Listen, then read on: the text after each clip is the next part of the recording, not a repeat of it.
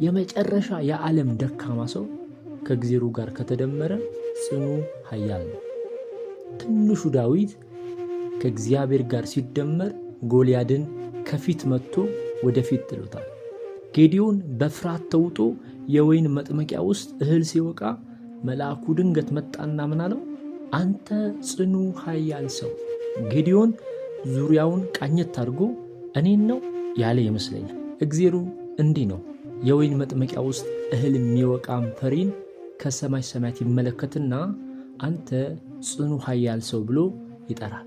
በዚያ ፈሪና ደካማ ሰው ውስጥ ራሱን አስገብቶ ነው የሚያየው። ኢያሱ ከእግዚአብሔር ጋር ሆኖ ፀሐይን እንደ ትራፊክ ገባኦን ላይ አቁሟታል። እግዚአብሔር ሲሰይም ክንዱን ተማምኖ ነው። ኃያል ካለ ኃያል ነህ፣ ጽኑ ካለ ጽኑ ነህ። ህልምና ፍቺው ተቀላቅሎብህ ግራ ገብቶ ስትጨናነቅ አንተ የመፍትሄ ሰው ነህ የሚል ስም ሊወጣልህ ይችላል። ነህ ካለ ነህ በቃ። ኢየሱስ የሆነ ቀን ስምዖን አለው። አቤት አለ ስምዖን ፈጠን ብሎ። ከእንግዲህ ስም ጴጥሮስ ይባላል አለው። ጴጥሮስ የቀድሞ ስሙ ስምዖን ነበር። የሚንሿሿ ቅጠል እንደማለት ነው። አዲስ የወጣለት ስም ደግሞ አለት ማለት ነው። ከሚንሿሿ ቅጠል ወደ አለት መንፈሳዊ ለውጥ ማለት ይሄ ነው።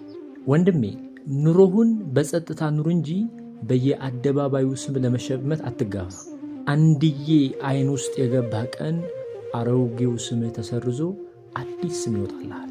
ነፋስ በነፈሰ ቁጥር እንደ ቅጠል የሚረግፈው ማንነትህ ከስም ጋር ተቀይሮ ወጀብና አውሎ ንፋስ የማያናውጠው ጽኑ አለት ይወጣሃል።